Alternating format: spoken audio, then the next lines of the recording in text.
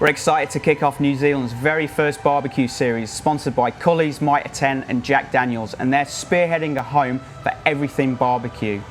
Through the series, you're going to see profiles of New Zealand chefs and pit masters, and they're going to be giving you the recipes and tricks you need to be able to do this at home. So sign up for recipes, new episodes, and all those tricks from New Zealand chefs, barbecue masters, and even there's prizes to be won for your favourite barbecue products. Carl loves cooking and the outdoors. Now head judge of many comps both here and Australia, he's come a long way since his first 6-ring gas burner. Sparked by the milestone of his son's first birthday, this is where Carl really got into charcoal and wood cooking, impressing his guests at the party with a perfectly cooked whole pig spit roast. Man, that sounds good. And it wasn't long before he progressed to entering competitions, and in 2018 taking out the Reserve Grand Champion title. This was quickly followed up by hooking up with the Australasian BBQ Alliance team to move into judging. Now head judge, as well as being a rep for the SCA, and that's the State Cook-Off Association, and another barbecue sanctioning body outside the US. All that, and he still loves to keep his tongs on the barbecue and cooking a few brisket and pork butts when he's got time at the weekend. So let's see what he's got in store for us today. Hi, my name's Carl, and today I'm going to take you through cooking a brisket. But alongside that, I'm also going to take you through some tricks and tips around fire management and different setups and different ways you can cook a brisket. There are multiple ways you can cook a brisket, all culminating and coming together to the same end point. But today I'm going to cook the brisket on a Oklahoma Joe Bronco, but I'll take you through a few different options on fire. Hi, I'm Carl, and I've been barbecuing basically all my life, but over the past 10-15 years I've really discovered charcoal barbecue, and it's become a passion and a hobby to the point that I compete in barbecue competitions, but I also judge and run barbecue competitions. So I'm a head judge with New Zealand BBQ Alliance, and I also represent the SCA, which is the State Cook-Off Association here in New Zealand. So I've had quite a bit of experience. I really enjoy barbecue, and really like bringing new people to barbecue as well. So brisket's a traditional Texas meat, and the traditional Texas way of cooking brisket is on an offset barbecue. I brought along today a friend of mine's offset. It's pretty small. It's not overly large, but a number of barbecuers obviously use offsets, and in running a fire for an offset. So what we're doing is running it all predominantly wood as opposed to a charcoal barbecue, and it's the wood that's going to add the flavour to the brisket. So in this case I'm using oak basically as a driver, and then I'll use some other fruit woods and pahutakawa as sort of almost like salt and pepper to flavour the brisket. With an offset barbecue, the way that they work is straight through barbecue, a big stack on one end, which is going to draw that airflow through the fire, across the pit and across the briskets, and up and out through the stack. What you're looking for when you're running one of these barbecues is a good clean smoke line coming out of that stack. If you're getting a lot of puffy white smoke, then your fire's not getting enough airflow and sort of stalling it out, and you don't want that puffy smoke because it gives some taints and unpleasant flavours to your meat. So in starting the fire in an offset, you're essentially building a campfire as if you're at Scouts, taking two larger base logs to set your fire. Get some of your peach paper here, douse it in a little bit of olive oil, just loosely scrunch that up, set that in the middle, set that alight, and then use some smaller pieces and crisscross pattern to build that good base for a fire, and let that catch and start to burn down. That'll start setting your temperature in your pit, and from that, then you start feeding in some larger logs to keep it running. Cool. So the Oklahoma Joe, in the Bronco, what I'm going to do here is I'm going to run what they call the minion method, and it suits me because I'm lazy in this way, in that I can just tip the charcoal into the charcoal basket in the bottom, for the bottom of the Bronco. I'm going to use a mix of, I'll pull this, I should be able to get the and open. I'm going to use a mix of Heat Beads lump charcoal and Heat Beads briquettes, which are these things here. So briquettes are a compressed charcoal unit, and they're good for a good consistent temperature. There's not a lot of flavour that's going to come from these, whereas your lump charcoal, it's easier to light and get started. So that's why I like a mix as well. It burns a little bit hotter than the briquettes do, and it also gives off its own unique flavour. So to get this going, I'm going to run a charcoal basket, so a chimney starter. What I'm doing here, again, it's predominantly the briquettes, but I'm going to use a few lumps of lump charcoal to get it going. Now, I can light it again using scrunching up some peach paper doused in some olive oil, but in this case I'm just going to grab some of these natural fire starters. I'm trying to avoid the kerosene based ones, just sort of a compressed cardboard and wood mixture. I'll just drop these into the bottom, a few of those in the middle, set these alight, get them going. Get the lump charcoal over these because it'll take quicker than the briquettes will, and then the briquettes in the top. So once the charcoal gets going, they'll also get the briquettes going. And once that's going, once this is fully alight, I'll tip the briquettes into the centre of this charcoal basket, and from the centre it's going to burn out to the sides. What I'll also do with this, I've got some flavour coming through from the charcoal, but I also want some flavour that's going to go in through the wood, so I'm using chunks of wood, so just similar size to the actual pieces of charcoal, but these are fruit woods, and so I've got a bit of manuka, and this one's some plum, and a bit of oak as well in there. So that'll add some flavour to my brisket when it goes on. So it'll burn from the outside, and just kick these pieces of wood off and get them lit. Some people say you should, well, some people play around with dousing your pieces of wood with water, or in a favourite drink. Now, the whole point of having the wood burn, the whole point of the wood is you want it to burn, so covering it in water is not really going to help you, and it's not going to add a hell of a lot to your barbecue either. It'll just smoulder, and you'll get that white smoke that I was saying isn't what you're really looking for.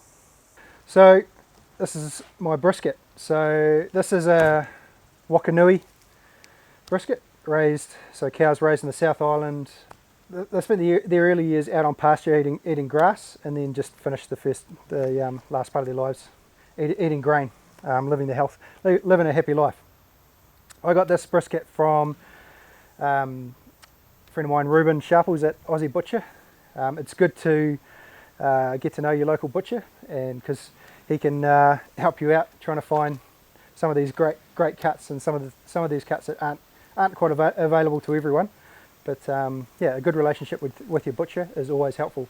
So they'll all come in this plastic wrap, these bags. You'll hardly ever see a brisket just out on the shelf like that. So obviously taking your knife, keeping away from the meat, because you don't want to inadvertently slice it with your sharp knife. Take it off the end. The knife I'm using here is a round curved boning knife, sort of a preference for this sort of job. Cuts through nice and easy. It's going to help me cut through this brisket. So what I try and do is have a clean hand and a dirty hand. So this hand I am going to try I'm not usually very successful at it, but I'm going to try and keep this hand from moving the brisket, which is a little bit tricky because it's a pretty big piece of meat. And I'll try and keep my other hand clean so that that's my cutting hand. So get rid of my bag. Now, a brisket is the chest, basically the chest muscle of the cow, but it's two muscles overlaying each other. So we call the flat. If we turn it over, the flat, which is this muscle running through here, runs the length of the cow, and then you've got what they call the point across the top, which is on the opposite direction. Now, there's a fat seam that runs between the two muscles. So when we trim it up, we're looking at where that fat seam is. If you were competing, you would separate the two muscles. So you'd cook a flat by itself and the point by itself. But I think it's a lot. We're not competing here, so what we want to be doing is keeping it all together and cooking it as one piece. So the two sides of it, you've got this side here, which is the outer side. It's got this layer of fat across it. So cooking on the Bronco, where you're getting a direct heat coming from the top. So I want to use this fat side to protect the meat somewhat from the heat that's coming directly up. So I'm gonna leave a lot of this fat on here to protect it. I'm just taking away some of the harder pieces that aren't not that as you run your hand across, there'll be different textures in that fat. So I'm just want to keep a nice even layer of that fat retained on the meat. Take off these all extra seams and pieces that aren't going to be very tasty to eat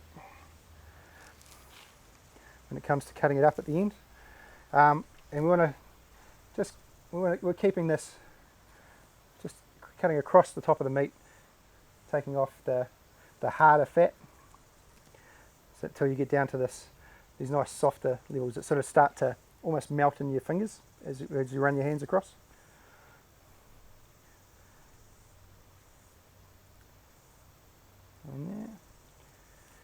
And so here on the top side, so this is where you're seeing the point which comes across the top. So the muscle you'll see from here the fibers run this way, whereas on the underside of the flat you're seeing the fibers are running directly through that way. So these are the pieces. When we come to cut it, we're going to be cutting across these pieces of the seam of meat.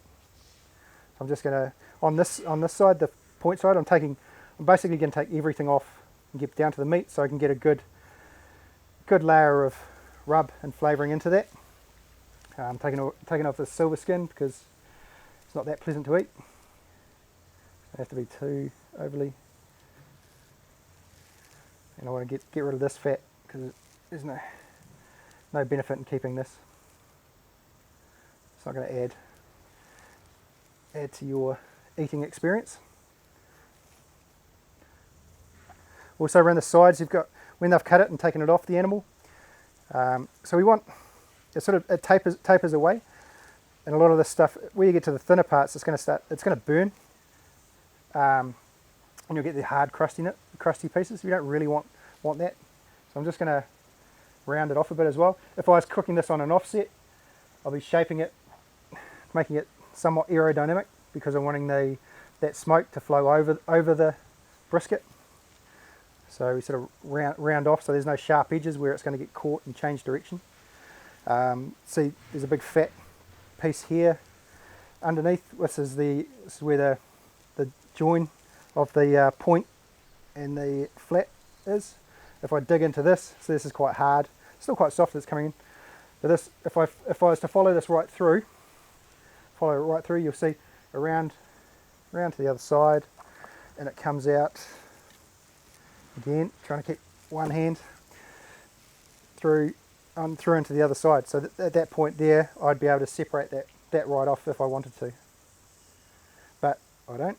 I'm just going to tidy up, take off these sinewy parts. Some of this meat that I'm cutting off as well, sort of separating out any of the the actual meat that you're going, that can be saved for later and made into smash burgers or sausages, I guess, if you wanted. But yeah, mate, it's great burger meat, and add it in with a bit of pork as well. So I'm just rounding off these edges, keeping a level of this fat here. I'm gonna hack too much. I keep some of the fat to protect it. I'm gonna expose. Might need to sharpen my knife.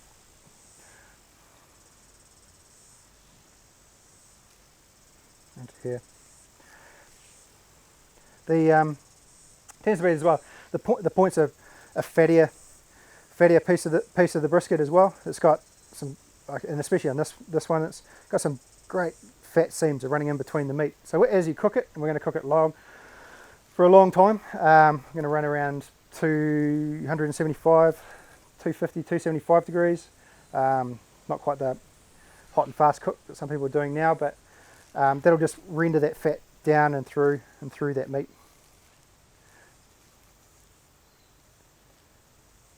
So I'm just taking some pieces.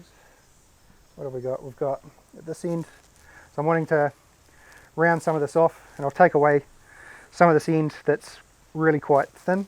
I'm going to swap it out. Really quite thin.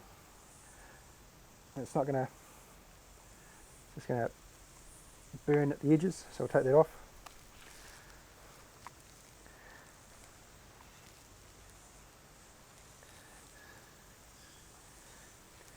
Nice round curved edge.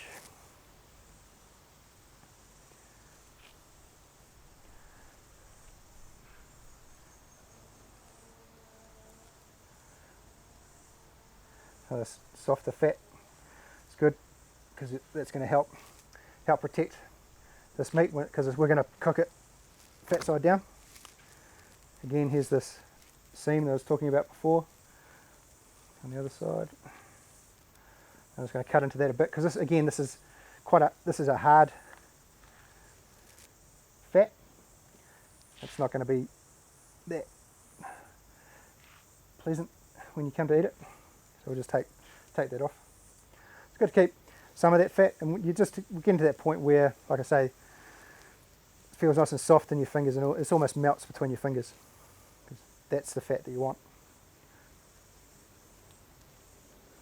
I'm just taking again these bits of silver skin. So now our charcoal chimney has done its job, and all of my coals are ashed over well alight. So I'm going to now transfer these into my basket. So I'm just putting them into that middle, filling up the middle of my ash basket.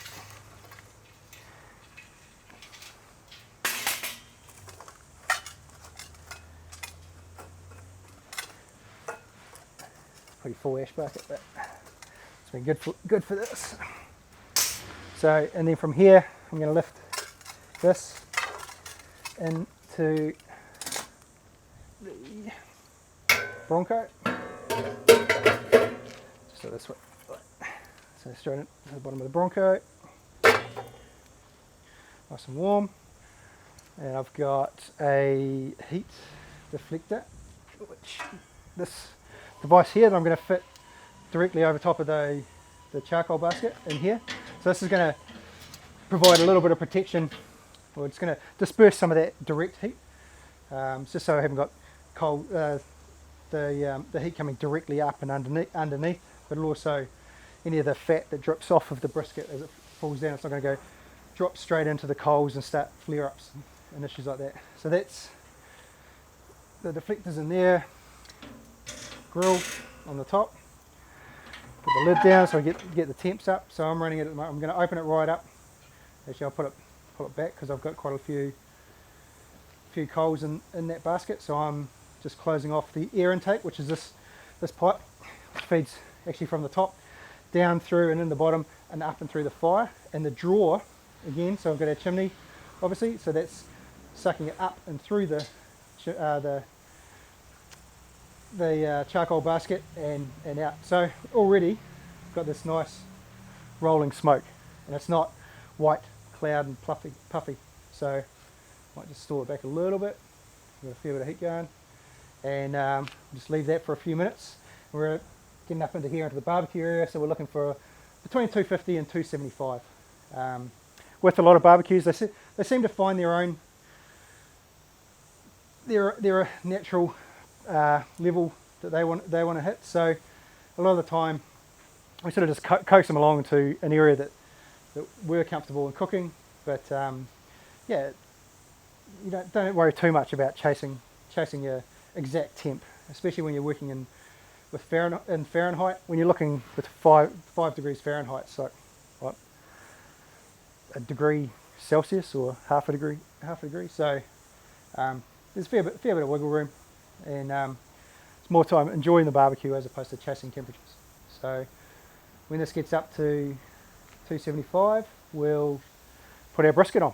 So now we're trimmed up, we're ready to put some rub on it, some flavours on, help get that bark going. Now you can use a binder at this point if you want. You could use something like a mustard or whatever. Sometimes just spray it. If you've got olive oil in a spray bottle, spray a bit of that on it. You could even get away with just water, just to help the rub adhere as you put it on. So I'm going to take the Tattooed Butcher's barbecue rub as a base. Just take out the seal on that. Now keep hold of that seal, because you're not going to use all of this rub, even though it's a big piece of meat. You're not going to use all of that rub, and a good practice is to keep hold of that, and then once you've used it, put it back in the top, and it'll keep your rub. So I'm just going to generous base layer here. So this is going to give it a good reddy colour. There's also some great flavours in this new rub. Really complement the beef. So I'm getting a good generous coating over the whole brisket as a base.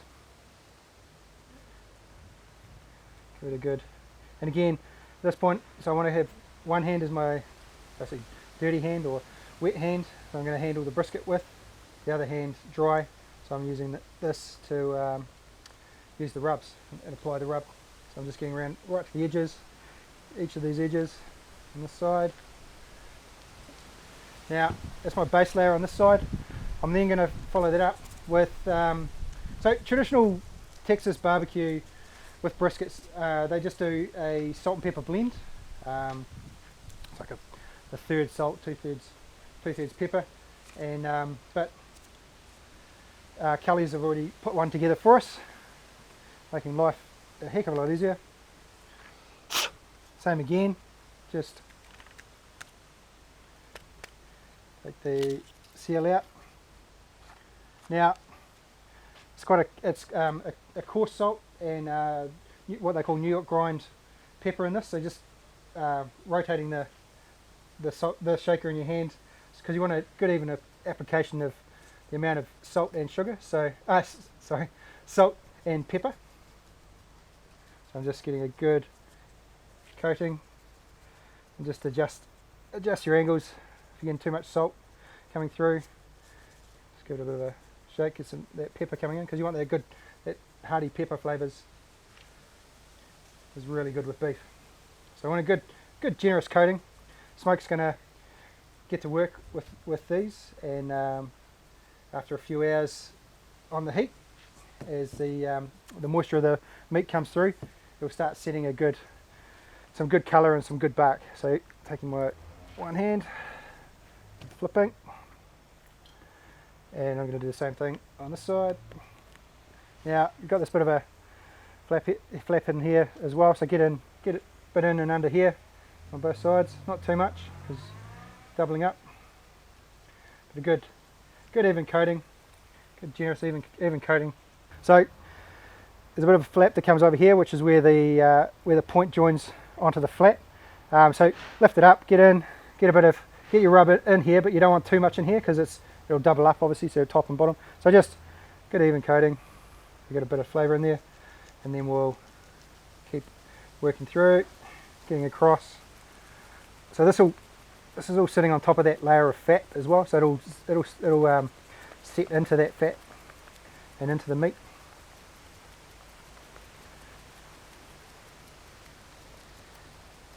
Good Jerris coating, and then we're going to top that with some more salt and pepper.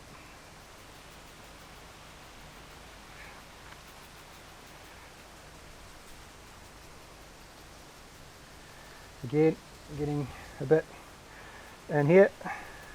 You want an even coating across everything. You just keep an eye out that there's no areas that are getting, you've got a build up of rub. So good even coating across the whole surface.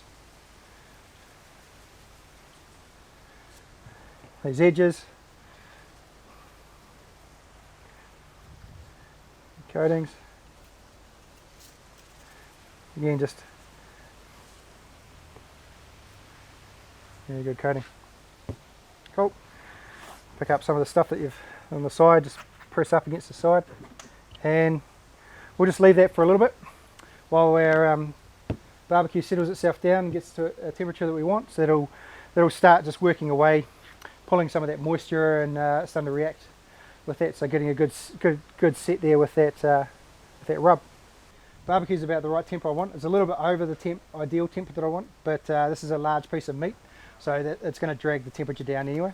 So what I'm going to do here, I'm just going to use these nitrile gloves. So keep this is my clean hand and stay with the same dirty hand. But just lay it here over the Bronco. It's going to sit nice tight fit. And over here, oh, alright, I'm going to tip it this way because I want the fat side down. Fat side down on that. And then basically I'm just going to drop that. And for there, that's probably going to be about an hour. I'm just going to leave it alone, let it do its thing for about an hour, and then I'll come back and check on it. My temperature should now still sit around that 275 mark, is where I want it to be. So just leave it for an hour, let the charcoal and the smoke do its magic, and I'll come back and we'll talk about spritzing. Okay, so we've been going a wee while now, and the barbecue we're settling the barbecue down, getting good smoke coming through. So I just wanted to check on the brisket and see how the smoke's doing its magic on our rub. But I also, about an hour, sort of add a bit more moisture back into the cook. So what I'm going to do is spritz the brisket. So I'm just chucking a nitrile glove over the top of a cotton glove, just so it saves my fingerprints. And when I start poking around at the brisket, I'm also going to stick a couple of probes in the barbecue, in the meat as well, just to help me keep an eye on the temperature without having to lift the lid too often. So spritz, I've got basically your average garden spray bottle, and in here it's predominantly water, and I've got a little bit of apple cider vinegar just for a little bit of stickiness to help some things adhere. So I don't want to lift the lid too often on my barbecue, but I'll lift it here, have a look at it. Starting to get some moisture drawing out and coming through, a little drying out in a few areas and around some of the sides. So all I'm doing is just spritzing around the edges, keeping that moisture, and this will help as the smoke circulates around the brisket to react with the rub, but also that smoke will give it a darker mahogany colour. It also helps put a bit more, keep that moisture in the brisket. Okay, so nice glisten on that. What I'm also going to do now is I'm just going to take, so I've got a couple of wide probes, and I'm just going to jam it in here. So this is going to allow me to keep an eye on the temperatures without having to lift the lid all the time. So I'm just poking in one here inside the meat, and I've also got this one here, which is a grill probe.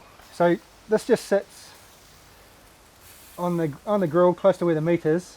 So this is going to tell me what the temperature is about grill level where the meat is sitting. I've got a temperature probe here, which is pretty accurate. It's going to tell me what it is, but it just this here will also give me a bit more information about the temps around the grill and where it's going, and it'll also, so I'm not going to have to lift the lid all the time, because what I want to do, keep the lid closed as much as I can, and just play off the intake, not so much the chimney, but most of the intake, just on keeping that temperature around that 275 as to where I want to be cooking it. So at the moment my internal temp, when I plug it in, so we're only sitting around 90 degrees Fahrenheit, that is. At the moment. Most of my recipes are in Fahrenheit, so 90 degrees. So we're a fair way off. I want to get that up to 160 degrees internal temperature, but along the way I'll be looking at it and seeing how the colour develops, how the rub's set, because around about that 160 degrees I'll pull it off and wrap it, and push it through the last part of the cook, so that we're eating dinner on time. Okay, so it's been just over 4 hours now, and the fire's been cranking away, nice consistent 275. They spritzed at least every hour, probably every half hour, just keeping a bit of moisture back in there. It's shrunk down a bit, but we're around about that 160 internal that we want now. A lot of it is to do with how it looks as well. So if we have a look, so we're getting that dark colours, the dark that's coming through, and dark on the edges, and the bark's set, so if I touch it, it's not going to rub off. A bit more spritz. So I'll take the probes out. I don't really need the probes now. Leave that on there. And just using that's a good guide, just having a instant read thermometer, so you can just get see how it feels. So it's still quite tight in the flat end of it here, so it's, whereas a lot softer and easier to penetrate here up in the point. So it stabs in nice and easy. Also, it's not still a way off, so I'm not getting that real thing, but feels pretty good. So I want to keep that moisture in there. So what I'm going to do now, I'm going to wrap it. So without holding on to it too long because it's hot, I'm just going to shift it onto some foil up here on the table. Now, with the wrap, there's a number of things you can do in the wrap. So you can wrap in foil, you can wrap in butcher's paper. Something I was going to show you here is if we lay foil out and then just bunch it up around the sides. So if we weren't happy with the colour, we could just bunch this up around the sides, nice and tight around the edge of the brisket, so that it's not getting, so it's deflecting any too much heat, and it could burn those edges. And this is what they call boating. So we would get this nice and tight in around here, add a little bit more moisture back into it as well. So this is just some good beef stock. There's a number of things you could use, and just add that into your moisture. And there is a boat, and you can put that back straight back on the grill. So that'll keep it open. The smoke will still have the opportunity to obviously richen it up a bit, get it nice and black. What I think I'm going to do here, or what I am going to do here, is actually wrap it in butcher paper. So peach paper or butcher's paper. This will retain a lot of the moisture in there, but it's still somewhat permeable, and it's going to let that smoke and those flavours still help that brisket along in its journey. So I'll shift this out of here. And the key here as well is it wants to be a tight wrap. So I'm going to just double that up. I want to go a third of the way down and come over, nice and tight. Wrap those in tight around the edges, tighten those sides, hold it again, nice and tight. I'm going to come out the side, out from here. Now I'm going to roll and then fold back in, again nice and tight, nice and then that's going to roll back onto its seam. That way it's staying the same way up that I had it before. I've still got a good presentation side here, how it's going to look when I cut it. It's sitting on top. It's got a good coverage of the wrap. It's sitting on top of that seam, so it's not going to unfold itself. And I just chuck it back on the grill. Okay, it's been another 3 hours since we wrapped. Had a couple of looks at it through the process, and we're up past the temperatures I'm pretty happy with. So we're looking around that 205, 210 mark. So nice and probe's really easy. So yeah, 212. It's nice and soft. Nice and soft. It's actually feeling really good. So what I'm going to do now, so I'm just lift it off the barbecue. I'm going to chuck it hot. Burp it a bit. I'm just going to chuck it in some towels, wrap nice and tight, just so it retains some of that heat. And what I'll do, just give it a bit of a wrap it up nice and tight like a baby. Oh.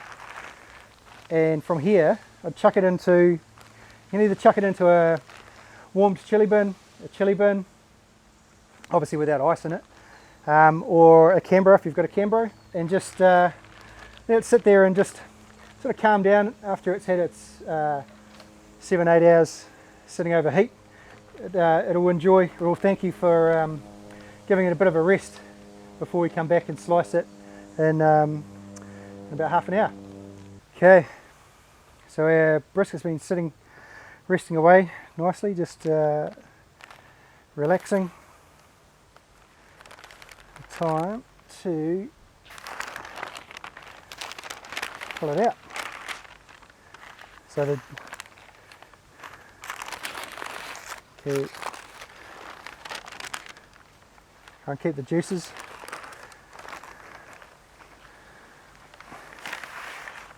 in here. So we're still getting it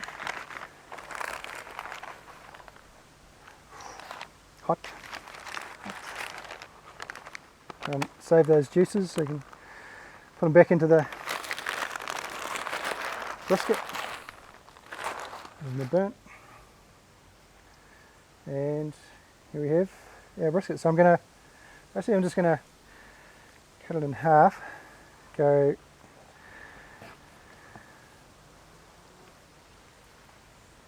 that's our brisket. So cutting against the grain. So here's the separation of the muscles. See the fat seam that runs through. And at this point, you either take that off and cut that up separately, or because that fat is good, just cut through and serve. So the smoke ring, so that time it's spent in the smoke, so you get that penetration into that edge, and yeah, that holds its own weight. It comes apart nice and easy. The point, see the fat that's still in amongst the seams there, so that's rendered down nicely. This is real soft, almost feels like marshmallow.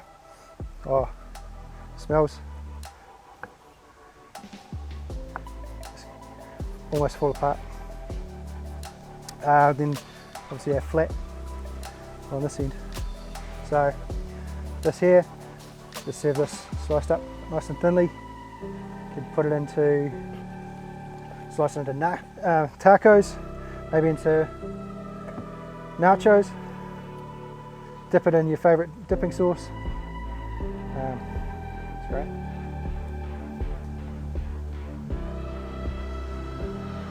That's a brisket.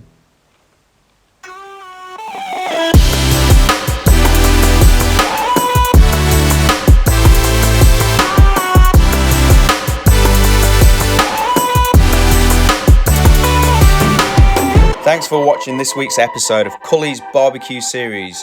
Thanks again to all our awesome sponsors, Mitre and Jack Daniels, for helping make this happen. Don't forget to subscribe so you can win prizes including some of the best cooking tools, gadgets, barbecues, accessories, meat and sauce packs and loads more stuff. Visit culleys.co.nz/barbecue series for more details, and I'll catch you next week.